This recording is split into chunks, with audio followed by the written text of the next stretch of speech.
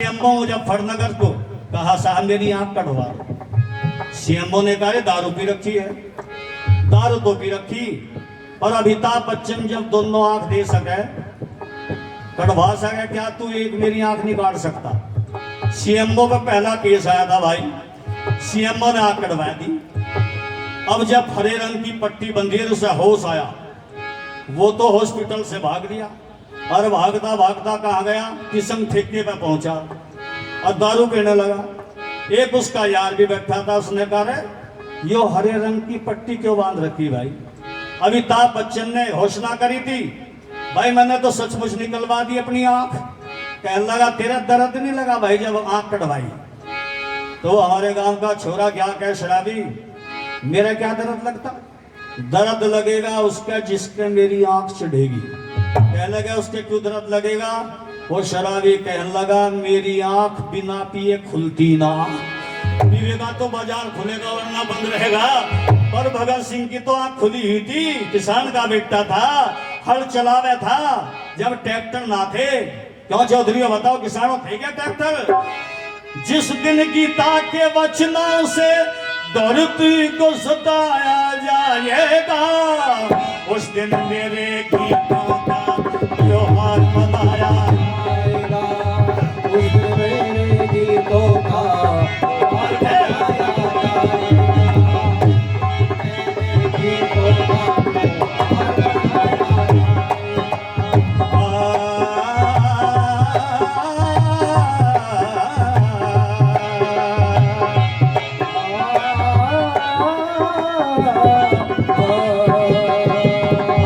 उस दिन मेरे गीतों का त्योहार मनाया जाएगा।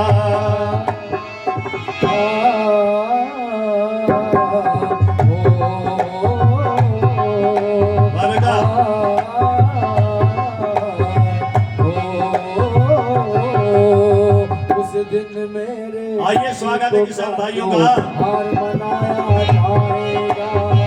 उस दिन मेरे गीतों का त्योहार मनाया जाएगा। और अगली बात किसान भाइयों क्या कहता है भगत सिंह, न्यू कहने लगा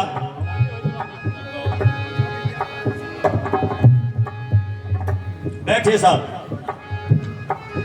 सम्मानित किसान और क्षेत्र के प्रबुद्ध हमारे शर्मा जी भी उपस्थित हो गए हैं, जो बहुत बड़े पत्रकार भी हैं। है जी?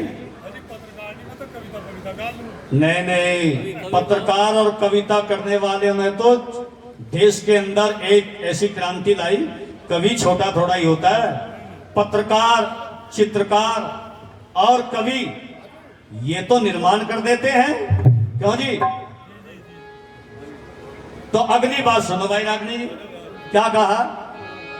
वो कहने लगा बच्चों, भगत सिंह तुम्हारे जैसा नौजवान क्या कहता है, जिस दिन काले बाजारों में भला धन के चोर नहीं होंगे, जिस दिन मदिरा के सौदाई तन के चोर नहीं होंगे, जिस दिन मदिरा के सौदाई तन के चोर नहीं होंगे, तन के चोर नहीं होंगे।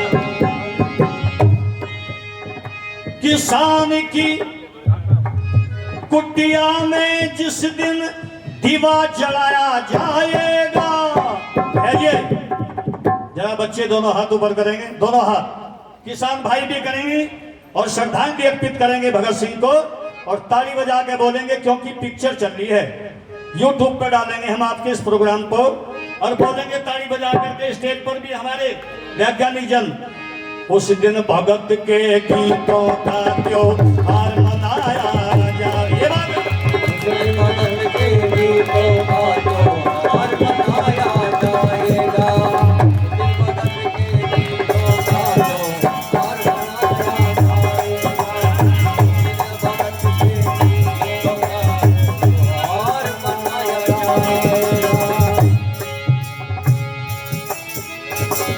हमारे कृषि वैज्ञानिक किसान परिवार में पैदा हुए चौधरी सुरेंद्र सिंह जी डॉक्टर साहब इन्होंने चितौड़ा झाल पर पिछले साल बहुत बढ़िया प्रोग्राम कराया।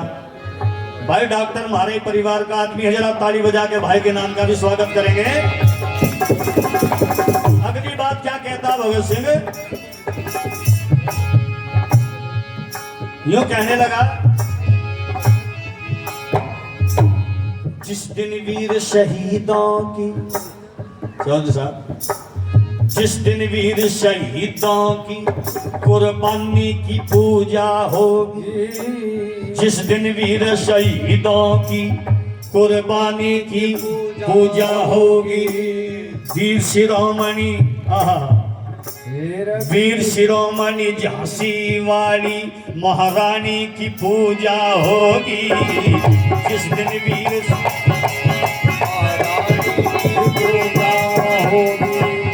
जिस दिन वीर शिरोमणि झांसी वाली महारानी की पूजा होगी, दयानंद के सपनों को हाय हाय हाय, दयानंद के सपनों को जिस दिन साकार कराया जाएगा। और मैं कहना चाहता हूं मोदी जी और योगी जी से भी, क्या कहना चाहता हूं, दयानंद राष्ट्रपिता है, उसका भी नाम ले लिया करो जी, मेरी प्रार्थना है ना। दयानंद ना होता तो देश आजादी ना होता, बेटियों को पढ़ाने का अधिकार ही ना होता। और कहूंगा किसान मसीहा चौधरी चरण सिंह के सपनों को जिस दिन साकार कराया जाएगा, और ताली बजा के दोनों हाथों पर करके बोल दें, उस दिन मेरे गीतों का जो हार मनाया जाए।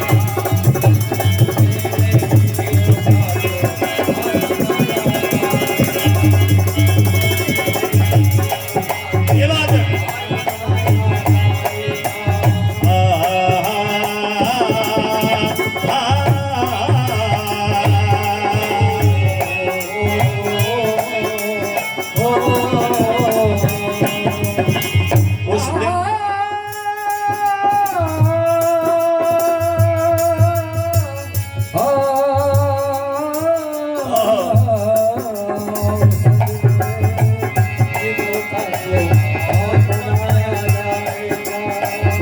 भगत के गीतों का त्योहार मनाया जाएगा, त्योहार मनाया जाएगा। माँ से मिलना चाहता हूं, बस अंतिम मेरी इच्छा ये है। माँ को बुलाया गया। आज भी ये किसी व्यक्ति को, सर डॉक्टर साहब, अगर फांसी आए, ना करे भगवान किसी को फांसी आवे, फांसी बुरे आदमी की तो आती है, और अच्छे को आवे तो परमात्मा देख रहा है। अभी बेटे भूपेंद्र आर्य ने रागनी सुनाई थी, कर्म फिलोसफी पर, कर्म संसार में प्रधान है।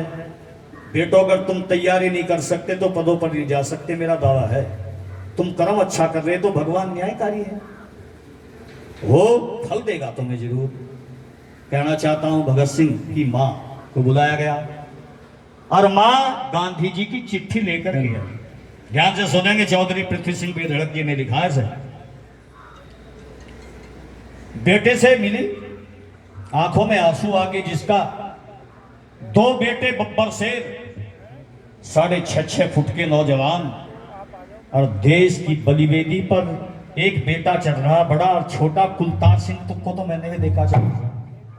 भगत सिंह का छोटा भाई कुलतार सिंह को मैंने देखा 6.5 फुट लंबा। ये भगत सिंह इंटर कॉलेज जो है मुजफ्फरनगर में, इधर साहली रोड पर, वहां पर मैंने इनको पहली बार देखा था सन 1975 में। फिर तो कई बार प्रोग्राम में मेरे। तो भगत सिंह से पूछा गया, जेलर ने कहा तुम्हारी मां को बुलाया जाता। मां आ गई, आंखों से आंसू आ गए। मेरा बेटा आज देश की आजादी की बलिवेदी पर चढ़ने वाला है। ले बेटे, गांधी जी की चिट्ठी ऐसे पढ़ ले। भगत सिंह ने जब गांधी जी का पत्रक पढ़ा तो हंसने लगा बाद, क्योंकि मौत तो सत्य है। हमारे जेके आर्य जी डॉक्टर साहब हमारे परिवार के मुखिया, मैं चाहूंगा उनके सम्मान में भी एक बार जोरदार तालियों की गड़गड़ाहट से स्वागत होना चाहिए।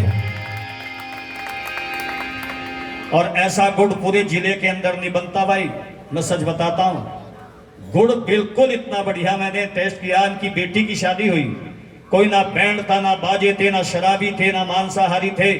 बहुत बड़ा यज्ञ हुआ, दूर दूर से आचार्य विद्वान लोग इन्होंने बुलाए और बेटी का विवाह संस्कार किया। 3 घंटे तक यज्ञ चलता रहा और हमारा प्रचार भी हुआ एक दिन पहले, और हरियाणा से लड़की को बुलाया गया। और ये जितना ज्ञान इनका है वो ज्ञान अपने किसान भाइयों की खेती के फसलों के उत्थान में लगाते हैं। तो मैं चाहता हूं बहन की आयु दीर्घायु हो। जे के आर्य जी की नोनी खेड़ा हमारा अपना गांव है, हमारे गांव का, अपने जिले का गौरव है।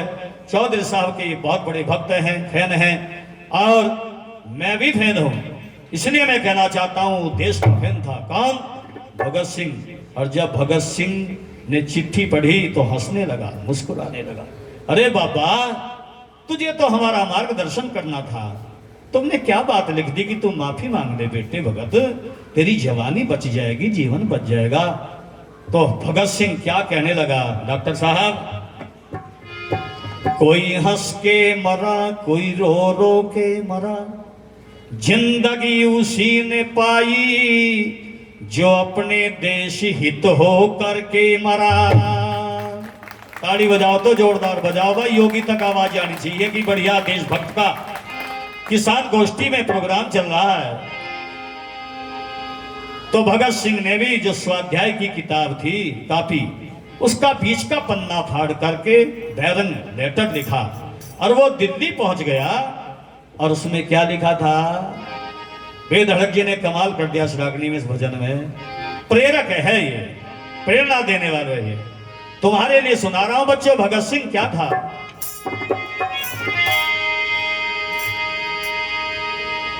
गांधी जी की चिट्ठी पढ़ के हंसी भगत को आई, बिन अपराध मांगना माफी असली कायर थाई।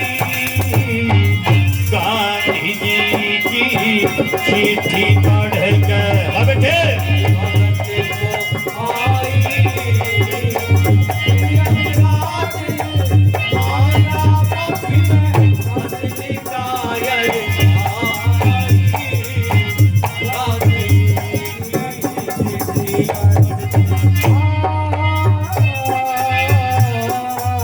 अब बेटा वो छे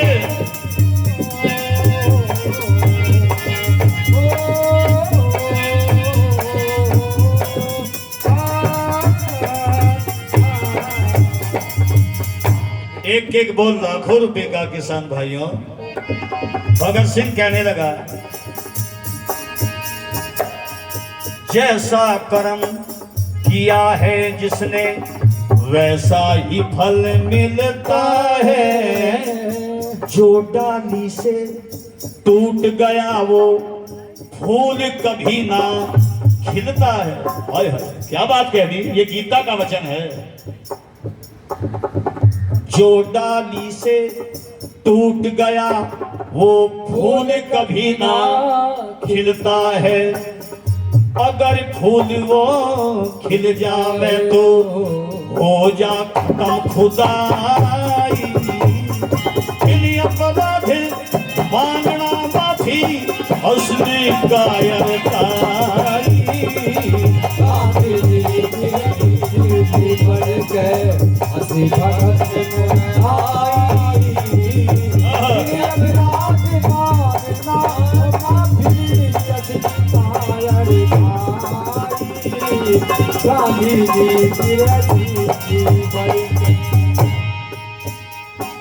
अगली शब्दावली पर ध्यान देंगे।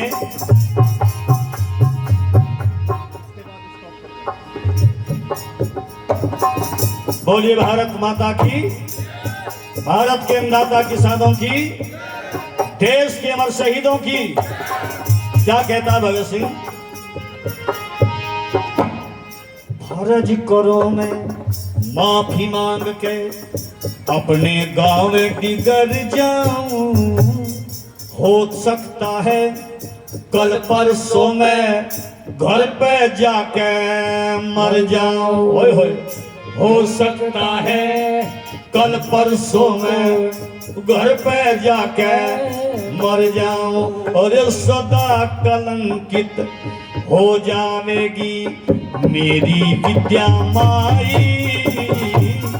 दिल अपराध मांगना माफी असली कायर पाई।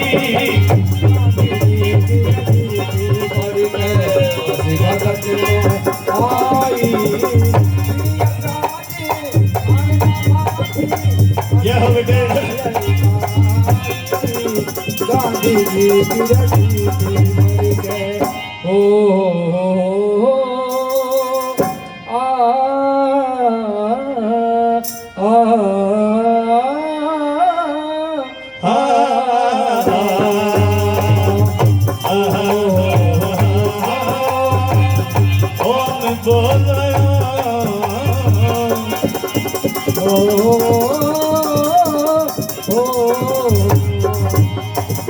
अगली बात कहता है, यूं कहने लगा भगत किसान का बेटा।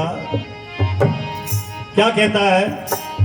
सो बहुत दिनों तक श्री कृष्ण में, डॉक्टर साहब, बहुत दिनों तक श्री कृष्ण ने दुर्योधन को समझाया। एक ना मानी उस पापी ने कुणबा सारा मरवाया। एक ना मानी उस पापी ने कुणबा सारा मरवाया। अरे वे गोरे अंग्रेज, हाय हाय, ओ वे अंग्रेज तो बहुत दूर के कौरव पांडव वे थे भाई भाई। इन अपराध मांगना माफी असली कायरताई।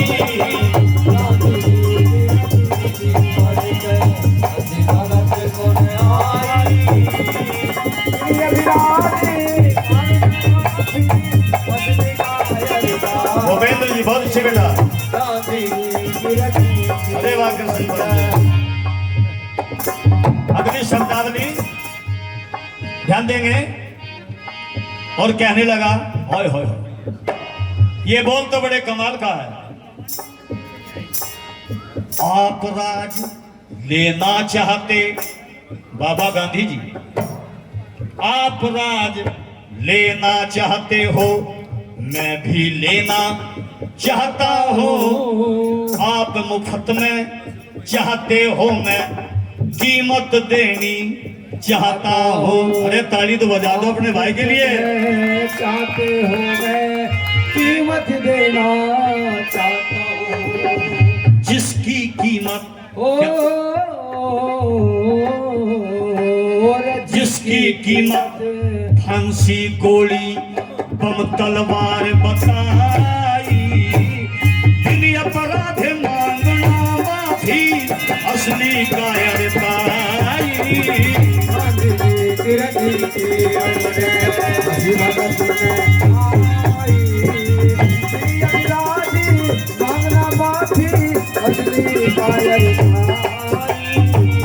आइए स्वागत है किसान भाइयों का।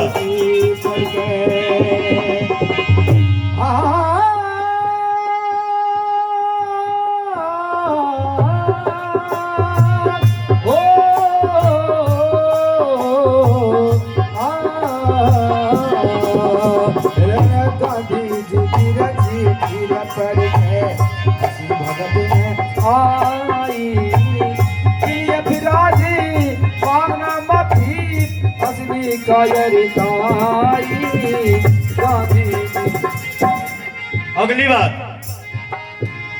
यूं कहने लगा, दो कड़ी रह रही डॉक्टर साहब, अगर कहो तो पूरी कर दो। यूं कहने लगे, क्या कहते हैं? आदत से लाचार चकोरी जिस दिन चांद निकलता है, परवाना तो सदा दीवाना शमा के ऊपर जलता है और क्षमा तो जलती रह जाती, परवाना हो जा छाई, इन्हें अपराध मांगना माफी असली कायरता। और अंतिम पंक्ति कहता है, और जल्लाद को कहता है, जल्लाद अब दे दे फांसी मुझे फांसी आएगी, देश में क्रांति आएगी, देश आजाद हो जाएगा। ताली तो हो जाए, इतना भी नहीं कर सकते क्या सिखाना पड़ेगा तुम्हें भी। शोरों गुलकर, लैंग्वेज देखिए आप, शोरों गुलकर गुल पे बुलबुल, शोरों गुल पे बुलबुल, घुल घुल के बर्बाद रहे, पृथ्वी सिंह पे खड़क कह ये देश मेरा आजाद रहे।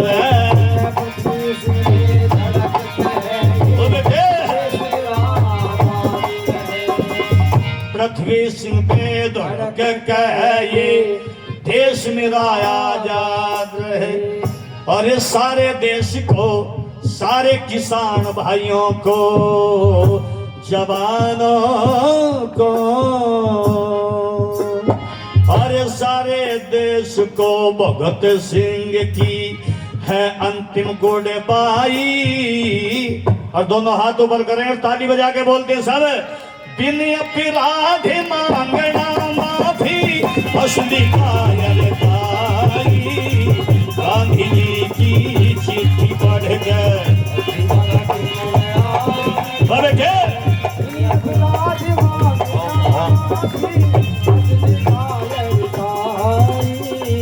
गांधी जी की चिट्ठी पढ़ कर। बोलो भारत माता की, भारत के अन्नदाता किसानों की। धन्यवाद। धन्यवाद प्रेमी जी। सभी को सादर नमस्ते प्रणाम। मैं जितेंद्र आर्य एक दिवसीय किसान मेले में आप सभी का हार्दिक स्वागत अभिनंदन करता हूं।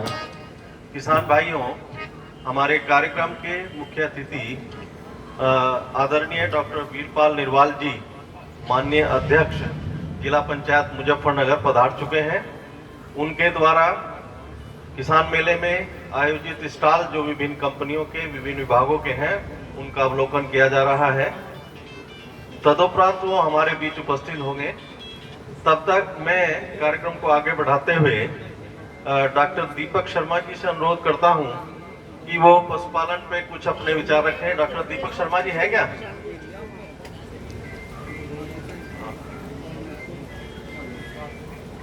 डॉक्टर दीपक शर्मा जी कृषि विज्ञान केंद्र बघरा पर पशुपालन के वैज्ञानिक हैं। तो खेती के साथ पशुपालन भी एक अभिन्न अंग है खेती का। तो मैं डॉक्टर दीपक शर्मा जी से अनुरोध करता हूं कि वो 10 मिनट के अंदर अपनी बात रखेंगे और पशुपालन पर किसान भाइयों को जानकारी उपलब्ध कराएंगे।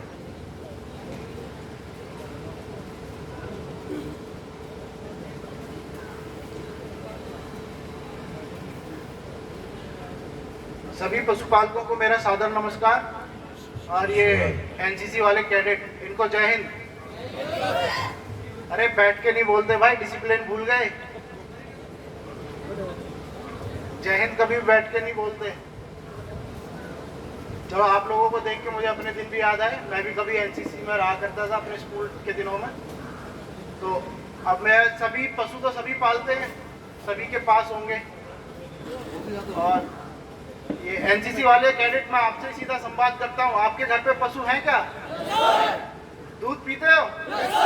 हाँ, आवाज सुन के तो लग रहा है। तो अब पशुओं में ज्यादातर 2 मुख्य समस्याएं हमारे क्षेत्र में हैं, जो मैं जितना भी नया मैंने ज्वाइन किया है यहाँ पे जुलाई में, और बगरा मेरी पोस्टिंग है।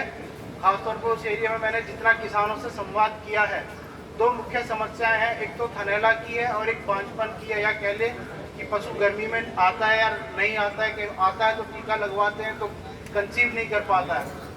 इसका सीधा सीधा कारण मैं बताता हूँ। हमारा जो आहार प्रबंधन है, जो हम पशु को आहार दे रहे हैं, वो संतुलित नहीं है। संतुलित क्यों नहीं है? क्योंकि हम लोग परंपरागत खेती करते हैं यहाँ पर ज़्यादातर। परंपरागत खेती से मतलब क्या है कि वही चला आ रहा है कि हमारा जितनी ज़मीन में उसमें 90% से ज़्यादा तो हम गन्ना ही बोते हैं। और गन्ना हमारा आजकल एक सोशल स्टेटस है, तो गन्ना बोते तो हम चारे के तौर पे क्या देते हैं, फसल अवशेष ही अपने पशुओं को देते हैं।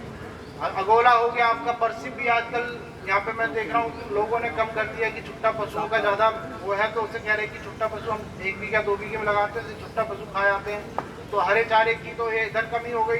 दूसरा, गेहूं का भूसा देते हैं, और गर्मियों में ज्वार या बाजरा और मक्का तो मेरे ख्याल से अब शायद यहाँ से भी आपके क्षेत्र से गायब ही हो गई है।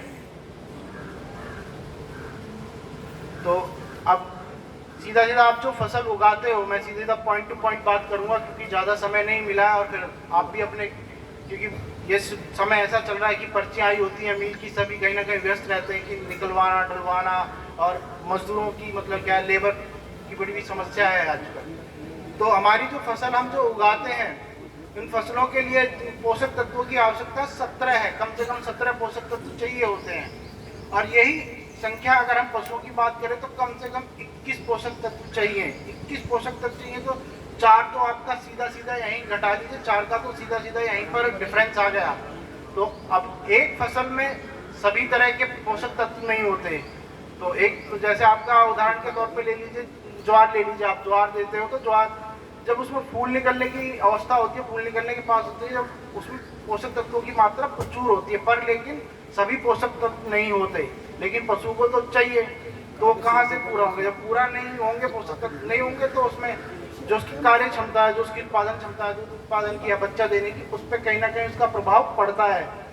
तो मैं आप सभी से अनुरोध करूंगा कि आप लोग मिनरल मिक्सचर अवश्य खिलाएं अपने पशुओं को। जो दुधारू पशु हैं उनको 40 से 50 ग्राम प्रतिदिन हमेशा दें। अगर आप देते रहोगे तो आपको ये लॉन्ग समय का इन्वेस्टमेंट है, थोड़ा सा आप लगातार देते रहिए तो आपको काफ़ी परेशानियों से छुटकारा मिलेगा। पर लेकिन ये है कि पशुओं में हमारी भी क्या है कि हम फसल में और पशुओं में थोड़ा अंतर होता है, ये भी थोड़ा समझना पड़ेगा। फसल में तो क्या, हमने बीज बदला इस सीजन में लगाया, 4 महीने में हमारी फसल पक के तैयार हो जाती है, उससे हमें आइडिया हो जाता है कि हाँ भाई हमारी फसल तैयार हो गई है और हमने ये बीज लगाया तो बहुत अच्छा है। पर पशुओं में ऐसा नहीं है। पशुओं में आपको जो प्रतीक्षा करनी पड़ती है, और आजकल प्रतीक्षा को लेके यहाँ पे जब चला तो एक छोटी सी लाइन मुझे भी याद आई, प्रतीक्षा के नाम पे बड़े बड़े महापुरुषों ने कहा, प्रतीक्षा अगर समर्पित हो तो हर शबरी को राम मिल जाते हैं। तो पशुओं के मामले में थोड़ी प्रतीक्षा करनी पड़ती है, क्योंकि अगर हम ब्याज का भी देखें, पशु की जो एक ब्याज होता है, ब्याने के बाद वो अपनी पीक जो उसकी दूध देने की सबसे ज़्यादा क्षमता होती है, और 40 से 60 दिनों में पहुंचता है। 60 दिनों में पहुंचने के बाद फिर वो उस पर कुछ दिन, 1 महीने तक या 30 दिन तक थोड़ा कांस्टेंट रहता है, कभी ऊपर कभी नीचे थोड़ा रहता है। उसके बाद उसका 4-3 महीने के बाद उसका दूध जो थोड़ा 6%, 8%, 10% के हिसाब से नीचे आने लगता है। आप हमारा जो औसत एक भैंस जो है उसका दूध देने 300 से 305 दिन होने चाहिए, पर लेकिन किसी का 1.5 साल बीत जा रहा है, किसी का 2 साल हो जा रहा है, किसी का 6 महीने में ही सूख जा रही है, पर लेकिन वो ज्ञापन नहीं हो पा रही, बछड़ा नहीं दे पा रही। उसका कारण यही है कि उसमें पोषक तत्वों की कमी है। आप मिनरल मिक्सचर जरूर दें, ये तो मैं आपसे जरूर निवेदन करूंगा, और मैं हर किसान को सलाह देता हूँ मिनरल मिक्सचर दें 40 से 50 ग्राम। मिनरल मिक्सचर बहुत कंपनियों के मार्केट में है, जो भी आपको सूटेबल लगे उस पर आप देते रहिए। अगर आपका कोई बछिया है, बछड़ा है, और आप उसको रखना चाह रहे हैं अपने आगे के लिए, तो उससे भी 20 ग्राम मिनरल मिक्सचर रोज दें। दूसरा, आप जब उसके लिए आप रातव का प्रबंधन जब करते हैं, रातव का खास तौर पे आप उसमें जो है आप अनाज वगैरह जो खिलाते हैं, आपके पास गेहूं है, जौ है, जई है, या मक्का है, जो ज्वार या बाजरा जो भी है, उसमें आप जब इकट्ठा बनाएं तो समझ लीजिए कि आप उदाहरण के तौर पे समझ लीजिए आप 100 किलो उसके लिए रातव तैयार कर रहे हैं, तो उसमें 30 से 32 किलो की मात्रा आप अनाज की रखें, उससे ज़्यादा ना रखें। उससे ज़्यादा रखेंगे तो फिर पशु में आपके अफारा या वैसी समस्याएं, या कई बार देखा होगा कि आपका पशु के गोबर में से बदबू आ रहा है, पशु में से बदबू आने लगती है, दूध में से भी, वो यही हो जाता है कि उसका बॉडी का जो ब्लड का जो शुगर लेवल है वो डिस्टर्ब हो जाता है, क्योंकि हमने अनाज क्या ऊर्जा का स्रोत है, वो बहुत जल्दी से ऊर्जा रिलीज करता है। तो फिर आपका 30 से 32% आप उसमें अनाज ही रखिए, आपके पास जो भी उपलब्ध हो, आपके आवश्यकता अनुसार या जो भी आप सुविधा अनुसार आपके पास जो भी हो, आप जो भी आपको लगे, जो आपको इकोनॉमिक लगे, आपकी जेब में हो। उसके बाद आपका आता है फिर 2 किलो, उस 100 किलो में 2 किलो तो आप कम से कम मिनरल मिक्सचर जरूर मिलाएं, और फिर 1 किलो आप उसमें अपना सादा नमक है, या सेंधा नमक है, या काला नमक है, जो भी आपको उपलब्ध हो जाए आसानी से वो मिलाएं।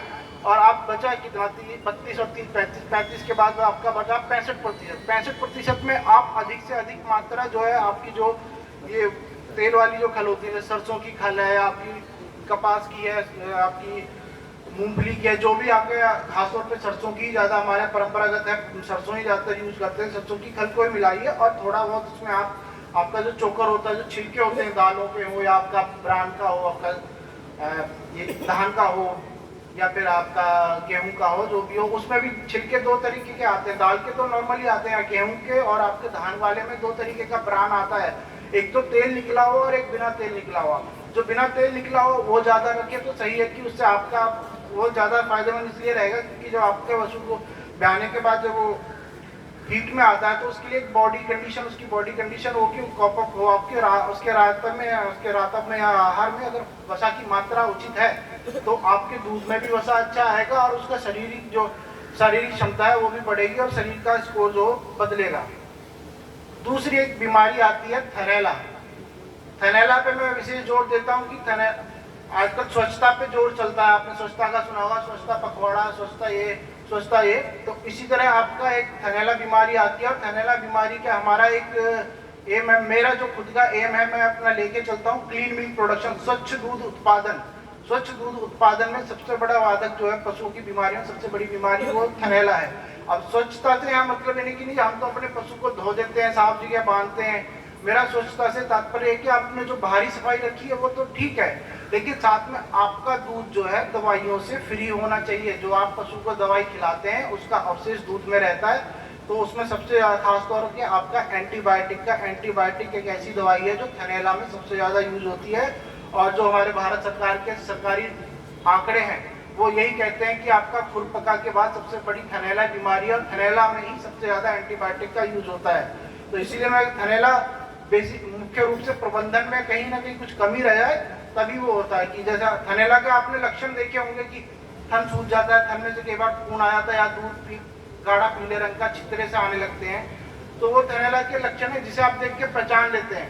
पर ये मान के चलिए कि अगर आपने आज देखा कि आज आपके पशु में थनैला हुआ है तो मान के चलिए कम से कम वो संक्रमण उस पशु में 2 से 3 हफ्ते पहले आया होगा, तब जाके वो इतने कंडीशन में आया। फिर आपने दवाई लगवाई, डॉक्टर को बुलाया, इंजेक्शन लगवाया, दवाई दी और उसने दवाई लगाई तो खासतौर पर आपने सोचा शाम तक दूध नॉर्मल हो गया, दूध नॉर्मल हो गया तो हमारा पशु ठीक हो गया, तो आप ध्यान नहीं देते। ये ध्यान रखिए कि थनैला का जब आपने इलाज करवाया है तो उसको पूर्ण रूप से स्वस्थ होने में कम से कम 3 हफ्ते लगते हैं। अगर इस दौरान अगर आपका प्रबंधन में कहीं कोई कमी रह जाती है, कई बार देखा होगा कि पशुओं में बार बार थनैला हो जाता है, उसका कारण यही है कि उसका प्रबंधन में कहीं ना कहीं कमी है। अब थनैला में उपयोग होने वाली खासतौर पर आपने देखा होगा, आप जितने आपको अनुभव होगा, एंटीबायोटिक का इंजेक्शन जरूर लगाते, चाहे तो थन में ट्यूब चढ़ाए चाहे इंजेक्शन लगाए। आपका मॉक्सेल का है, एमोक्सिलिन का है, जेंटामाइसिन है, सेफ्टिफ्योर है या बिलसेफ का, जो भी उनको मिलता है हमारे जो मिलता है वो लगा देते हैं। जो डॉक्टर के पास या तो होता है या जिसमें जो कमर्शियल होते हैं उनको जिसमें मार्जिन होता है वो लगा देते हैं। तो एक बार एंटीबायोटिक का इंजेक्शन पशु में लगने के बाद दूध में उसका कम से कम 5 से 7 दिन तक अवशेष रहता है। अगर आप उस दूध को पी रहे हैं तो समझ लीजिए कहीं भी आप उसको कहीं ना कहीं आप भी एंटीबायोटिक ले रहे हैं। और एंटीबायोटिक ऐसा है कि सेम तरह का एंटीबायोटिक पशुओं में इस्तेमाल हो रहा है, सेम ही हमारी बीमारियों में भी होता है, बस डोज का थोड़ा मैन्युफैक्चरिंग का फर्क होता है कि वही जो आपको कीटाणु जो प्रभावित कर रहे हैं वो उसके प्रति प्रतिरोधक क्षमता विकसित कर लेते हैं और फिर वो दवाइयों का असर होना बंद हो जाता है। अब आप अपने केस में देखोगे कि अगर आप नजला जुकाम या जनरल वायरल फीवर हो जाता है तो आपको 2 तरह का एंटीबायोटिक खाना पड़ता है। या आप एमोक्सिलिन का कैप्सूल देखोगे तो अब सिंपल नहीं आता, 600 mg के आसपास एमोक्सिलिन पोटेशियम कैल्बोनेट करके आता है। ये क्योंकि यही हुआ कि हमने एंटीबायोटिक का कंजम्पशन इतना कर दिया कि डायरेक्टली और इनडायरेक्टली कि अब हमारे वो दवाइयाँ असर नहीं कर रही हैं। तो इसी में जो है आपके पशु को एंटीबायोटिक दिया जा रहा है। एक चीज इसमें आप विशेष रूप से ध्यान रखें, जब भी आपके पशु को थनैला हो, डॉक्टर आए और वो इलाज करे, वो और दवाई आप लिखो या ना लिखो पर लेकिन अपने पास एक किताब में एक कॉपी में उस एंटीबायोटिक का नाम जरूर लिख लें जो एंटीबायोटिक उस डॉक्टर ने उसे दिया है। अगली बार आपके पशु को हो सकता है कोई और बीमारी हो या थनैला फिर से हो जाए तो आप उस डॉक्टर को जरूर दिखाएं कि पिछली बार जब आप आए थे तो आपने ये एंटीबायोटिक दिया था, अभी कृपा करके दूसरा एंटीबायोटिक लगाएं। क्योंकि एंटीबायोटिक का जैसे हमारी अलग अलग क्लास इनके बाद वर्गीकरण अलग अलग होता है। विदेशों में तो क्या जो डेवलप्ड कंट्री है वहाँ तो एक प्रोटोकॉल है कि जिस तरह का एंटीबायोटिक पशुओं में इस्तेमाल हो रहा है जिस क्लास का, उस क्लास का मनुष्य में नहीं होता, जो मनुष्य में होता है वो पशुओं में नहीं होता। यहाँ तो सब चल रहा है। यहाँ तो दूध भी जिस पशु का एंटीबायोटिक से ट्रीटमेंट होता है वहाँ पे विदेशों में डेवलप कंट्री में उसका 5 दिन तक दूध तो इस्तेमाल में आता ही नहीं है। लेकिन यहाँ तक आप क्या सोचते हो कि नहीं जी हमने तो प्लांट पे डाल दिया, हमने तो ले लिया, क्या फर्क पड़ता है, प्लांट पे चला गया। प्लांट वाले भी बड़े तेज होते हैं क्योंकि उन्हें भी अपने प्रोडक्ट बनाने होते हैं। जिस दूध में वो हर बैच चाहे दूध में एंटीबायोटिक चेक करते हैं और जानकारी ठीक मिल गई। हाँ शुरू हो गया काम, बहुत अच्छा आ रहा था। क्या नमस्ते जी अध्यक्ष जी। आप जरूर एंटीबायोटिक का बचें। अब हमारे बाकी लोग आ गए, मैं आपका ज़्यादा समय नहीं लेता हूँ। मेरा नंबर नोट कर लीजिए, कभी कोई आवश्यकता हो किसी को प्रबंधन से संबंधित, क्योंकि कहने को तो बहुत सारा है लेकिन कह भी सकता हूँ पर लेकिन स्वच्छता का जरूर ध्यान रखें। पशु जहाँ पे बांधे बाड़े में सूखा हो, हवादार हो और कम से कम उसकी जो दीवारें हैं आपकी जिस कमरे में या जिस कक्ष में या जो 4 दीवारी है उस पर कम से कम आप महीने में 1-2 बार कली चूना जरूर लगाएं उस पर। उससे ये होगा कि किलने की जो रोग की वो है संक्रमणता वो कम होगी। और दवाइयों का खासतौर पर एंटीबायोटिक का देखभाल के सोच समझ के इस्तेमाल करें, अनावश्यक यूज ना करें। एंटीबायोटिक हर तरीके से आपके स्वास्थ्य ही नहीं पशु के स्वास्थ्य भी, अगर पशु को ज़्यादा एंटीबायोटिक लगेंगे तो उसकी पाचन शक्ति, क्योंकि वो आजकल जितना भी एंटीबायोटिक आ रहा है सब ब्रॉड स्पेक्ट्रम आ रहा है, वो ये नहीं देखता कि किसकी बीमारी से हो रहा है, किसी को मारे। क्योंकि पशु में बैक्टीरिया का बहुत बड़ा रोल है आपके गाय भैंस में। उसकी जो पाचन शक्ति है वो बैक्टीरिया से प्रभावित होती है उसके रूमन में, पेट में। अगर आप एंटीबायोटिक देते हैं तो वो उनकी ग्रोथ को प्रभावित करता है और उसकी जो पाचन शक्ति है वो फीड इंटेक आहार खाना कम कर देता है, जिससे उसकी उत्पादन क्षमता और उस पर फर्क पड़ता है। एक चीज, अगर आप स्वच्छ अपने पशु का बाड़ा स्वच्छ रखेंगे, सूखा रखेंगे और आपके पास आपके घर में सब में एक एलोवेरा तो होगा ही होगा। अगर आप बाहर से कोई दवाई नहीं खरीद सकते सफाई के लिए तो आपके घर में एलोवेरा होगा, उसका जेल निकालें और उसमें हल्दी मिलाएं और उसका पेस्ट दूध निकालने के बाद गाय भैंस के थनों पे लगा दें। आपको जरूरी नहीं है बाहर से आप टिंचर आयोडीन कोई ट्यूब खड़े या कोई केमिकल खरीदें, उसे लगा दें, उससे भी संक्रमण जो है घटता है। दूसरा, आपका पशु दूध देने के बाद कम से कम आधा घंटा जमीन पे ना बैठे, क्योंकि दूध निकलने के बाद पशु के छिद्र जो खुले रहते हैं और उनको बंद होने में कम से कम आधा घंटा लगता है। अगर उसी समय इस दौरान वो जमीन पे बैठ जाए तो कीटाणु जो है वो थन के छिद्र के माध्यम से उसके बाद में चले जाते हैं और फिर इन्फेक्शन शुरू हो जाता है। ना तो पशु की एक तो इम्यूनिटी होती है, अगर अच्छी है तो ठीक है, पशु कमजोर है तो वो जरूर उसको इफेक्ट करेगा और उसको जरूर वो बीमारी से प्रभावित होगा। और एक बार मान के चलिए कि अगर एक ब्यात में आपके थनैला आ गया तो कम से कम मान के चलिए कि आपका 20% दूध जो है घट गया, आपका 20% दूध गया। अगर बार बार आ रहा है, आपका प्रबंधन में कहीं ना कहीं कमी है, उसका थन जो है बंद हो जा रहा है या कहते हैं कि अंधा हो गया, सूख गया, ये मान के चलिए कि आपका जितना भी दूध निकलता है गाय या भैंस, उसके आगे वाले थनों में से 40% निकलता है, पीछे वालों में से 60%। तो इसलिए एक थन भी अगर आगे का खराब हो गया तो आपका मान के चलिए 20% गया, पीछे का खराब हो गया, एक थन खराब हो गया तो 30% गया। और उसके अलावा फिर उसके ऊपर मेडिसिन का जितना भी असर पड़ेगा तो उसमें सबसे बड़ी उसको बांझपन की समस्या जरूर आएगी। तो इसलिए आप मिनरल मिक्सचर दें। मैं ज़्यादा समय लेकर अपनी वाणी को विराम देता हूँ। आप मिनरल मिक्सचर दें, कंटिन्यू दें अपने पशु को 40 से 50 ग्राम। पशु में सुधार एक दिन में नहीं आता, एक ब्यात में नहीं आता, आपको अगले ब्यात का इंतजार करना पड़ेगा, क्योंकि एक ब्यात में उसकी क्षमता जो है दूध देने की 300 से 305 दिन ही होती है, उससे ज़्यादा नहीं होती। उसके बाद भी दे रहा है तो कोई नहीं, फायदे में है। पर लेकिन आपका 2 ब्यात का अंतराल जो बढ़ गया, उसमें आपको जो एक बछड़ा या बछिया जो भी मिलनी थी उसका घाटा हो गया। तो यही आप मिनरल मिक्सचर दीजिए। मिनरल मिक्सचर में आपका कैल्शियम है, फास्फोरस है, जिंक है, सेलेनियम है, सल्फर है, मैग्नीज है, कॉपर है, कोबाल्ट है, ये सब है। ये कहीं ना कहीं आपको उसकी आपका कई बार फैट भी कम होता है, तो उसका कारण यही है कि पोषक तत्वों की कमी होती है और आप जो चारा दे रहे हैं उसका प्रबंधन सही से नहीं हो पा रहा है। और मेरा नाम डॉक्टर दीपक शर्मा, आप मेरा नंबर लिखना चाहें तो लिख सकते हैं 9017 18 25 59। इसी साथ मैं अपनी वाणी को विराम देता हूं और आप सभी का हार्दिक धन्यवाद करता हूं कि आप लोग अपने व्यस्त समय से निकाल के हमारे इस मेले में आए। बहुत बहुत धन्यवाद। धन्यवाद डॉक्टर साहब। आपने जो पशुपालन से संबंधित मुख्य 2 समस्याएं हैं उन पे अपने विचार रखे, धन्यवाद। अब किसान भाइयों, आज के हमारे कार्यक्रम के मुख्य अतिथि आदरणीय डॉक्टर वीरपाल निरवाल जी, माननीय जिलाध्यक्ष जिला पंचायत मुजफ्फरनगर हमारे बीच पधार चुके हैं। आपका मैं हृदय की गहराई से हार्दिक स्वागत अभिनंदन करता हूं। किसान भाइयों, इसी कार्यक्रम में हमारे वरिष्ठ वैज्ञानिक और डॉक्टर ओमवीर सिंह, जो कि कृषि विज्ञान केंद्र हस्तनापुर के अध्यक्ष हैं और लगभग 3 माह का कार्यकाल आपका चितौड़ा पर भी रहा, आप भी इस कार्यक्रम में उपस्थित हैं। आपका भी हार्दिक स्वागत अभिनंदन। हमारे कृषि विज्ञान केंद्र चितौड़ा मुजफ्फरनगर के प्रभारी अधिकारी डॉक्टर प्रभाशंकर तिवारी जी यहाँ पर उपस्थित हैं। आपका भी इस कार्यक्रम में स्वागत अभिनंदन। और डायस पर जिनके प्रांगण में ये कार्य हो रहा है और आप ही के जबरदस्त सहयोग के फलस्वरूप ये कार्यक्रम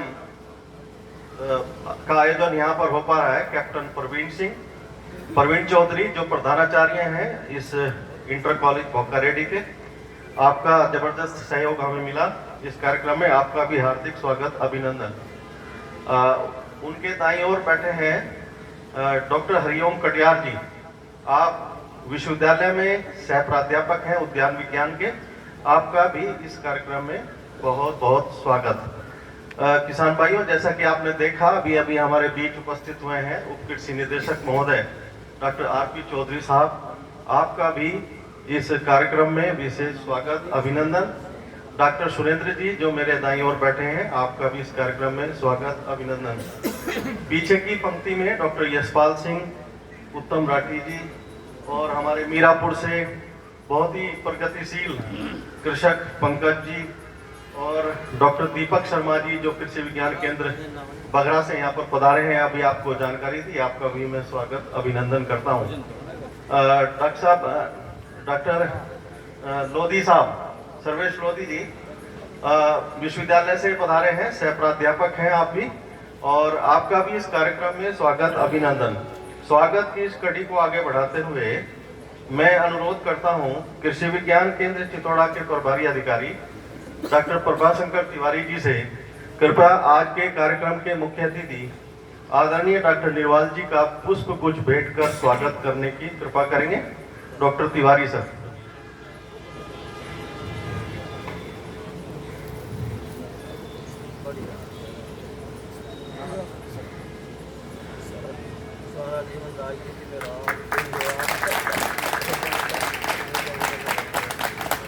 इसी कड़ी में मैं अनुरोध करता हूं डॉक्टर तिवारी सर से कि हमारे अध्यक्ष कृषि विज्ञान के हस्तनापुर पधारे डॉक्टर ओमवीर सिंह जी का भी आप स्वागत करेंगे। और इसी कड़ी में मैं अनुरोध करता हूं तिवारी सर एक सेकेंड और हमारे बीच अभी उप कृषि निदेशक महोदय पधार हैं। आपका भी सर आप पुष्प गुच्छ भेंट कर स्वागत करेंगे।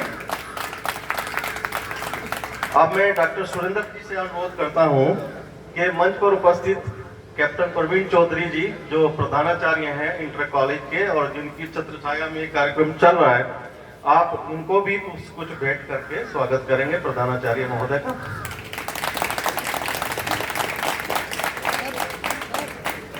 अब मैं डॉक्टर वाईपी सिंह जी से अनुरोध करता हूं कि मंच पर उपस्थित डॉक्टर हरिओम कटियार जी को पुष्प गुच्छ भेंट कर स्वागत करेंगे। और मैं डॉक्टर सर्वेश लोधी जी से भी अनुरोध करता हूं कि आप अग्रिम पंक्ति में आए। जय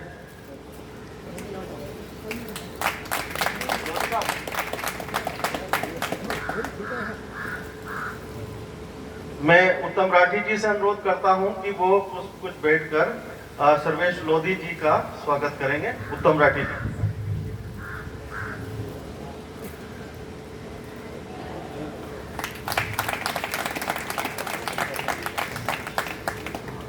इस प्रकार ये स्वागत का कार्यक्रम संपन्न होता है और अब आगे बढ़ते हैं। सबसे पहले मैं अनुरोध करता हूं घनश्याम प्रेमी जी से कि केवल 2 मिनट में आप निरवाल साहब के स्वागत में गीत रखेंगे, ज्यादा लंबा नहीं लेंगे। प्रेमी जी। आपका धन्यवाद है डॉक्टर साहब, मुझे इतना समय दिया है।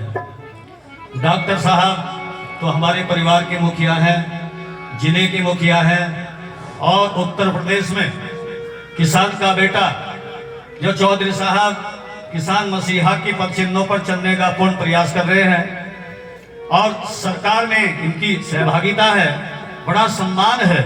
मैं चाहता हूं जिला पंचायत अध्यक्ष महोदय जी का, निर्वाल साहब का एक बार जोरदार तालियों की गड़गड़ाहट से स्वागत होना चाहिए।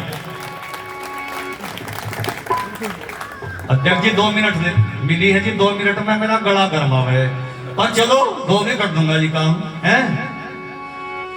दुनिया जो बनाता है उसे भगवान कहते हैं। वह कलाकार को ताली पसंद होती है, नेता को और कलाकार को से बता रहा हूं मैं। अच्छी बात लगे तो ताली बजा दियो। दुनिया जो बनाता है उसे भगवान कहते हैं। जो खेतों में उन्नत फसल उगावे उसे अन्नदाता किसान कहते हैं। जो सीमा पे देश की रक्षा कर रहे उसे अन्नदाता के बेटे को फौजी नौजवान कहते हैं। और जो गलती पे करे गलती, पिट जाए फिर करे गलती, बार बार मुंह पिटवाने वाले को पाकिस्तान कहते हैं। और जो देश की रक्षा कर रहे उसे मोदी जी व योगी जी व डॉक्टर निर्वाल श्रीमान कहते हैं। और जो डीडी साहब के अधिकारी यहाँ पर विराजमान है उन कृषि वैज्ञानिकों को कृषि विद्वान कहते हैं। जो आपके बीच में 2 मिनट में स्वागत गान करने जा रहा उसे प्रेमी घनश्याम कहते हैं। अरे भोकरेडी धरती बड़ी महान, मैं चौधरी चरण सिंह जी के चरणों में रहा हूं भाई। और इस विद्यालय में न जाने कितने प्रोग्राम अध्यक्ष जी मैंने दिए, मेरा कर्म क्षेत्र रहा, परंतु जे के आज ये बड़े भाई का आदेश है। अरे भोकारेडी धरती बड़ी महान, मुख्य अतिथि महोदय पधारे, स्वागत है श्रीमान, आज का दिन है बड़ा महान। डॉक्टर निर्वाल जी अध्यक्ष जी सुजान है, किसान बाप के हैं बेटे, आप खुद किसान हैं। जोरदार ताली होनी चाहिए भाई। आइए किसान भाइयों बैठिए जी। आप खुद किसान हैं, मजदूरों किसानों के आप निगहबान हैं। और मोदी जी व योगी जी चौधरी चरण सिंह जी के आप में अरमान है। चौधरी चरण सिंह जी के आप में अरमान है। चौधरी चरण सिंह जी के आप में अरमान है। चौधरी चरण सिंह जी के आप में अरमान है। 1 मिनट होगी भाई, 1 मिनट रहेगी बाकी। और जिला पंचायत की योजनाएं आपकी बलवान है। अरे बड़ाई करते आपकी, जनपद के किसान हैं, सादा जीवन उच्च विचार, अध्यक्ष जी आपकी पहचान है। स्वागत करते आपका डॉक्टर शंकर तिवारी प्रभारी श्रीमान है। जे के आर्य डॉक्टर सुरेंद्र जी विद्वान है। डॉक्टर प्रवीण व चौधरी प्रिंसिपल बैठे नौजवान है। कितने बढ़िया है। ये अंडे नहीं खाते, ये दूध पीवे, मट्ठा पीवे, जब तो नाड़ी में आप जस्ता सी हो जा है। आजकल के लमड़े तो दूध की जगह नू के हमें तो चाय सूट करती है, मगा मरेगा जल्दी। कहा जे के आर्य डॉक्टर सुरेंद्र जी विद्वान है। डॉक्टर प्रवीण चौधरी प्रिंसिपल नौजवान है। यशपाल डॉक्टर श्री करण सिंह किसान है। युग युग जी वो डॉक्टर निर्वाल जी आपकी रक्षा करे भगवान। आज का दिन है बड़ा ही महान जी, आज का दिन है बड़ा ही महान। मुख्य अतिथि महोदय पधारे, स्वागत है श्रीमान। आज का दिन है बड़ा ही महान। छोट में अंतिम बात, दिन रात जाग करके, मैं से 30 साल से जानता हूं बड़े भाई को, दिन रात जाग करके जनपद में आपने काम किया। आपके जो पास गया सभी को सम्मान दिया। दिया कि नहीं दिया जाए है? तो ताली जोरदार होनी चाहिए भाई के नाम की। हम कह रहे हो कि गीत गाते हैं, अपनों के गीत गाने चाहिए। मैं कहना चाहता हूँ दिन रात जाग करके किसान के बेटे अध्यक्ष जी ने काम किया, आपके जो पास गया सभी को सम्मान दिया, खाद पानी बिजली सड़कों पर विद्यालयों पर आपने सदा ध्यान दिया। और घनश्याम प्रेमी ने आपका स्वागत गान किया, जय जवान और जय किसान से ये बना है हिंदुस्तान आज का दिन है बड़ा ही महान, जी आज का दिन है बड़ा ही महान। और डीडी साहब जी यहाँ पर पधारे, स्वागत है श्रीमान राज का। दोनों हाथ ऊपर करो, दोनों हाथ, और ताली बजा करके बोलेंगे आज का दिन है बड़ा ही महान। और अध्यक्ष जी यहाँ पे पधारे, स्वागत है श्रीमान राज का दिन है बड़ा ही महान। संपन्न हुआ घनश्याम प्रेमी का स्वागत का। धन्यवाद। धन्यवाद प्रेमी जी, अच्छे स्वागत गान के लिए। कार्यक्रम को आगे बढ़ाते हुए मैं कृषि विज्ञान केंद्र चितौड़ा के प्रभारी अधिकारी डॉक्टर प्रभाशंकर तिवारी जी से अनुरोध करता हूं कि वो सभी अतिथियों का स्वागत करेंगे। Doctor Tiwari sir. धन्यवाद डॉक्टर साहब।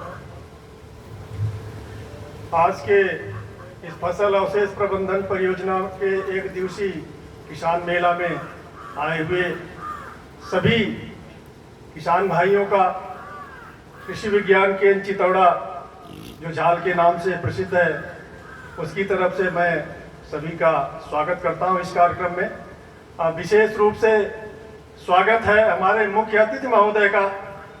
इतने व्यस्तम कार्यक्रम से इन्होंने आज समय निकाला। आज शादी का भी बहुत बड़ा दिन है और शायद हमारे अध्यक्ष महोदय को जाना भी होता है कई जगह। ऐसे पद पे होकर राजनीतिक लोगों को कई जगह जाना पड़ता है, कोई एक शादी अटेंड नहीं करना होता। तो सर, हम आपके आभारी हैं कि आपने इतने व्यस्तम कार्यक्रम से हमारे लिए ये समय निकाला। हम आपका स्वागत करते हैं इस कार्यक्रम में। और विशेष रूप से हमारे जो प्राध्यापक अध्यक्ष कृषि विज्ञान केंद्र हस्तिनापुर के डॉक्टर ओमवीर सिंह हैं, जो हमारे निदेशालय के वरिष्ठ वैज्ञानिकों में से हैं, इन्होंने हमारा अनुरोध स्वीकार किया और यहाँ आपके बीच आए। सर, हम आपके बहुत आभारी हैं कि आप इस कार्यक्रम में हमारा अनुरोध स्वीकार करके इस कार्यक्रम में शरीक हुए। हम आपका तहे दिल से स्वागत करते हैं। हम स्वागत करते हैं अपने उप निदेशक कृषि, जो कृषि के मुखिया हैं जिले के। ये आज इस कार्यक्रम में हमारे अनुरोध को स्वीकार करते हुए यहाँ पे स्टॉल भी लगवाया सर आपने, और यहाँ कार्यक्रम में शरीक भी हुए। हम आपको तहे दिल से आपका स्वागत करते हैं इस कार्यक्रम में। और हम इस कार्यक्रम में स्वागत करते हैं अपने विश्वविद्यालय से पधारे दो वैज्ञानिक, जो हमारे डॉक्टर सर्वेश लोधी जी हैं, डॉक्टर हरिओम कटियार। ये हमारे आज निदेशक प्रसार महोदय व्यस्त हैं शामली में किसी कार्यक्रम में, तो उनके प्रतिनिधि के रूप में ये दो वैज्ञानिक आए हुए हैं। मैं इनका स्वागत करता हूँ इस कार्यक्रम में। साथ में स्वागत हम भी कर रहे हैं हमारे प्रिंसिपल साहब का, क्योंकि ये विद्यालय प्रिंसिपल साहब का ही है। इन्होंने ये मंच हमें उपलब्ध कराया, ये जगह हमें दी। पहले बार हम आए तो इन्होंने एकदम से स्वीकार कर लिया कि हाँ डॉक्टर साहब, आप बाहर न लगा के, ग्राउंड में न लगा के, आप अंदर ही लगाइए, अंदर व्यवस्था बढ़िया कर देंगे। हम जो भी आपको हमारे से सुविधा चाहिए हम आपको सुविधा उपलब्ध कराएंगे। तो सर, ये आपके महानता है कि आपने ये इस जगह हमें दी। आपका स्वागत करते हैं इस कार्यक्रम में। और हमारे बीच में प्रबंधक महोदय नहीं है, किसी कार्यक्रम में व्यस्त होंगे, लेकिन हम चाहते थे कि वो भी इस कार्यक्रम में रहें, तो हम उनका भी स्वागत करते हैं। स्वागत करते हैं आप सभी जो किसान भाई जो इस कार्यक्रम में शरीक हुए हैं। व्यस्त है आज का कार्यक्रम, जैसा साया चल रहा है, फिर भी। और स्टॉल धारकों का, जिन्होंने 20 स्टॉल लगाए यहाँ आकर, और मौसम भी खराब था, एक दिन पहले बहुत खराब था, तो हम सोच रहे शायद मेला भी न लग पाए, तो उसके बावजूद भी ये 20 स्टॉल धारक हमारे बीच आए, लाइन डिपार्टमेंट के और दूसरे लोग। तो सभी का हम इस कार्यक्रम में स्वागत करते हैं। संक्षिप्त में मैं ये बता देना चाहता हूँ कि कृषि विज्ञान केंद्र चितौड़ा झाल, जो 2018 में स्वीकृत हुआ था, 2019 से अपना प्रारंभ किया है।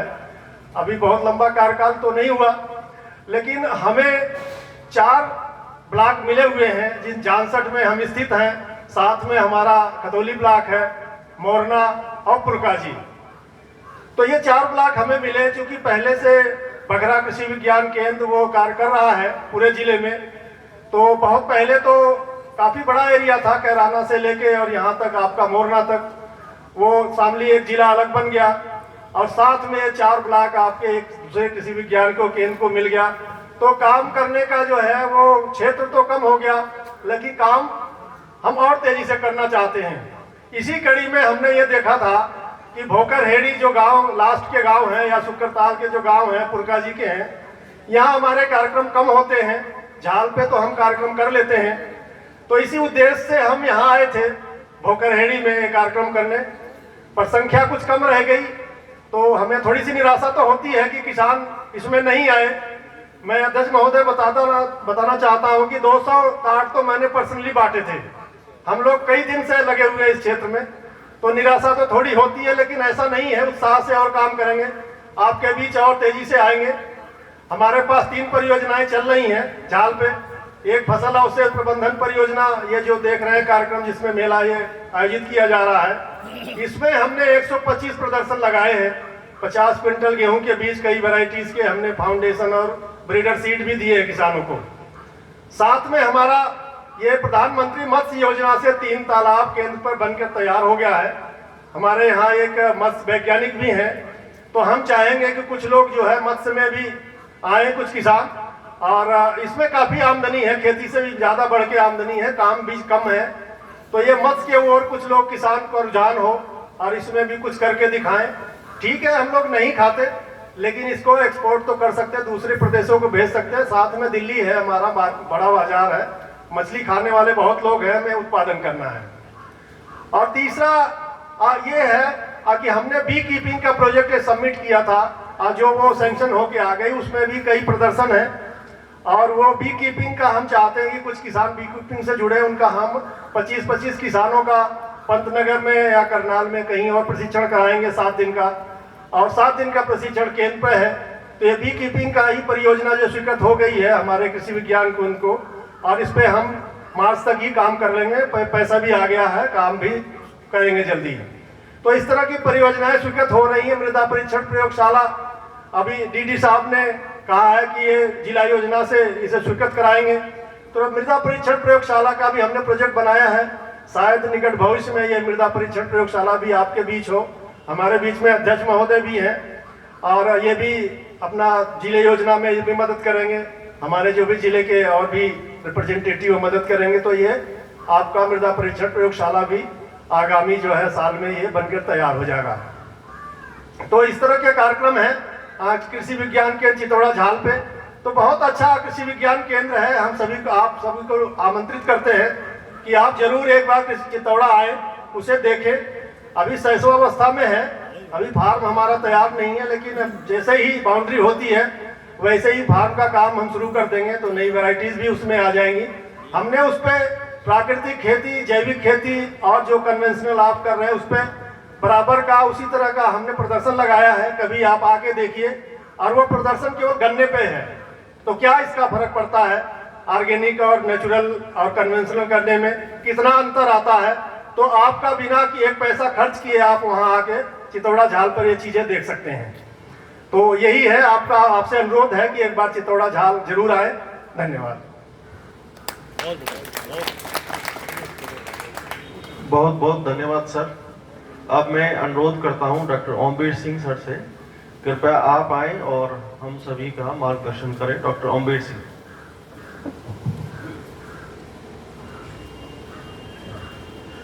आज के मुख्य अतिथि हमारे निर्वाल साहब,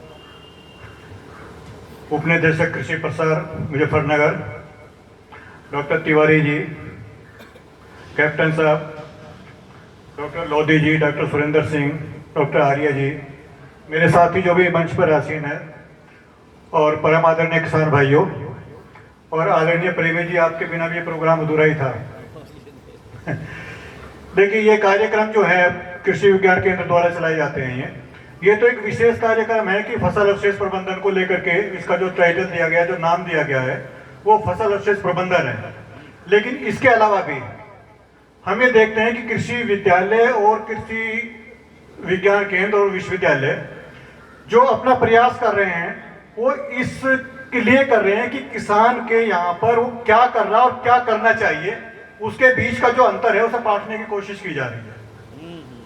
और ये अंतर बीज के चुनाव से लेकर के और फसल पैदा होकर के स्टोर में जाने तक, बहुत बिक्री तक है, बल्कि बिक्री में तो और भी ज्यादा है।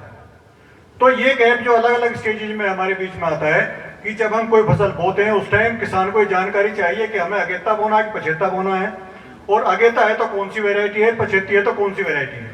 अभी भी किसान कृषि वैज्ञानिक के पास जाने से पहले या कृषि विभाग में जाने से पहले दुकानदार के पास जाता है और उसकी बातों पर ज्यादा विश्वास करता है, या ये कह लीजिए कि दुकानदार ज्यादा कन्विंस कर लेता है उसे। लेकिन ऐसा ठीक नहीं है ये, क्योंकि जब आप दुकान पर जाते हैं उसका मकसद होता है अपना दुकान का सामान बेचना, वो आपके फायदे और नुकसान को नहीं देखेगा। तो आप लोगों से एक तो सबसे पहले रिक्वेस्ट ये है कि जब भी आप कोई फसल नहीं बोने जा रहे हो या कोई नया खेती में कुछ काम करने जा रहे हो, तो एक बार आप कृषि विज्ञान केंद्र के वैज्ञानिकों को या कृषि विश्वविद्यालय के वैज्ञानिकों को, जो समय समय पर टेलीफोन नंबर आपको दिए जाते हैं, जो कागज अभी बांटे हैं इसमें भी नंबर है इनके, उन पर नंबर पे फोन करके जरूर आप बात कर लें एक बार।